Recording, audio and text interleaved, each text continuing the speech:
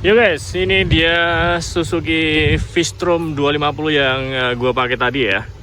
Jadi gue mau ajak sedikit review tentang V-Strom 250 ini. Dari segi tampilan dulu ya, gue suka banget dengan gaya body dari V-Strom ini ya, yang tegas. Artinya emang untuk adventure itu ya, ini adventure banget gitu ya.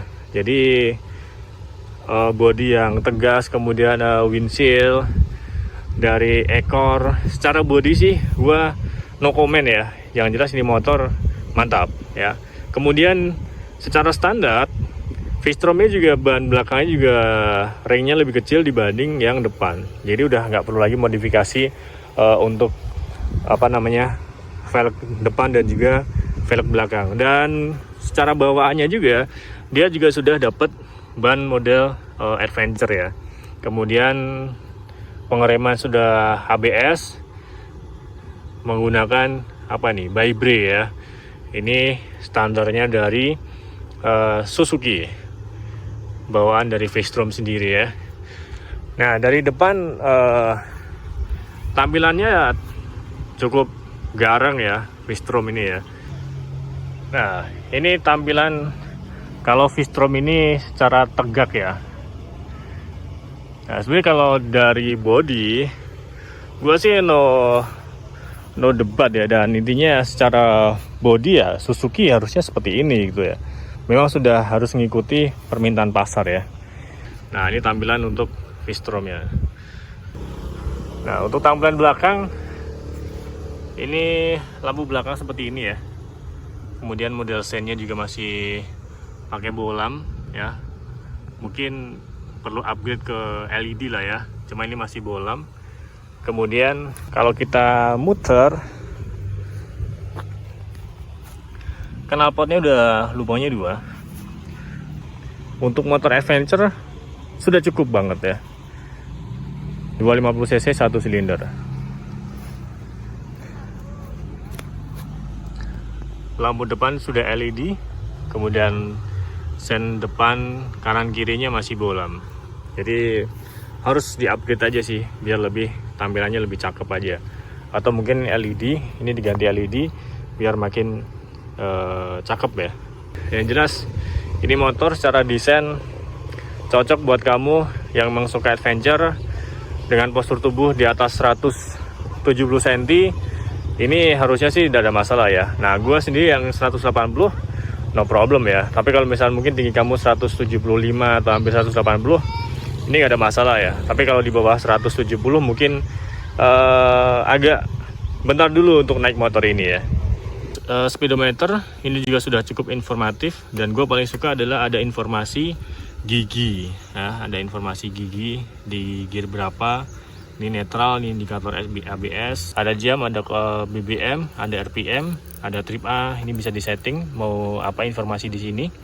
Ini average kilometer per liternya. Nah, tadi kita jalan dari Solo ke Segoro Gunung ini dapat 30,4 km per liter.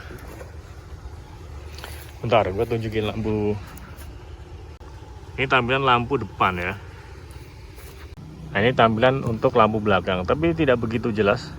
Nah, tapi kalau untuk lampu sini, ini sudah LED ya, beda dengan lampu sen kanan kirinya. Di bagian stang, ini standar ya. Ada dimmer, ada jauh dekat, ada sen kanan sen kiri, ada klakson. Kita matiin dulu. Ini ada saklar on off ya. Kemudian ini ada starter, ada cakram, ada handguard. Spionnya standar dari Suzuki. Kemudian windshieldnya juga lumayan tinggi, tapi tidak mengganggu ya. Nah, ini bisa di adjust juga naik turunnya. Ini untuk tampilan di atas ya. Kunci masih manual, belum yang keyless ya. Tapi yang namanya motor adventure ya harusnya yang memang yang manual gini ya. Tutup tangki juga masih manual. Ini adalah mesin V-Strom 250. Ini kapasitasnya adalah 1200 ml 1 silinder. Kemudian suspensinya ini monoshock, bisa di adjust lagi. Nah, gue yang bilang tentang motor ini adalah suspensinya ini terlalu empuk ya. Jadi ketika buat kecepatan tinggi itu agak goyang ya. Jadi mungkin buat kamu yang sudah beli V-Strom, nah solusinya mungkin ini bisa di-adjust lebih keras lagi. Kemudian suspensi depan juga lumayan empuk ya. Ini kalau misalnya upside down, wah ini pasti keren banget sih. Lebih mantep lagi dan lebih stabil pasti ya. Tapi karena ini masih suspensi yang biasa, so far masih terlalu empuk, belakang juga terlalu empuk karena masih standar. Jadi ya harus di-adjust dulu biar kamu lebih nyaman atau makin nyaman pakai V-Strom 250 ini. Tapi kalau masih standar ya terlalu empuk untuk suspensinya buat gua ya. Nah jadi buat kecepatan tinggi itu kerasa banget untuk goyangannya ya. Nah yang keren itu sebenarnya ini ya, ini tuh ada kayak indikator oli gitu. Kalau misalnya olinya mungkin udah kotor, ini ada, bisa lihat dari sini ya. keren. Di pengereman belakang juga udah cakram ya, dan tentunya sudah ABS juga ya, depan belakang ABS. Nah kalau kita ngomongin geser ke kiri, ini yang lebih menarik lagi ya, motor adventure tapi ada sensor apa, yaitu sensor standar samping ya. Jadi di sini itu ada sensornya. Jadi ketika masih nyala, standarnya masih di bawah, kamu masukin gigi 1, lepas kopling, motor langsung mati. Dan juga sebaliknya nih, posisi nyala, gigi masuk, standarnya kamu turunin, motornya juga mati ya. Ini yang menurut gue nih keren sih ya, di motor adventure ada sensor seperti itu ya. Artinya kita nggak takut lupa untuk naikin standar ya. Kenapa? Karena di Medan Adventure standar yang turun ini cukup bahaya ya. Gitu guys. Yang belakang, rantai belakang ukurannya itu adalah 45-20 ya. Di sini kelihatan 45-20 dan cukup besar untuk rantainya. Jadi overall secara keseluruhan motor ini cocok menjadi salah satu pilihan buat kamu yang memang pecinta touring ya. Dan yang paling penting buat kamu yang pengen beli motor V-Strom ini, dapat bonus setback dan juga top box-nya. Mantap kan? Jadi tinggal pasang aja, kamu udah dapat full box untuk belakang. Jadi kalau kamu pengen dapat bonusnya, silahkan hubungi aja Suzuki Solo.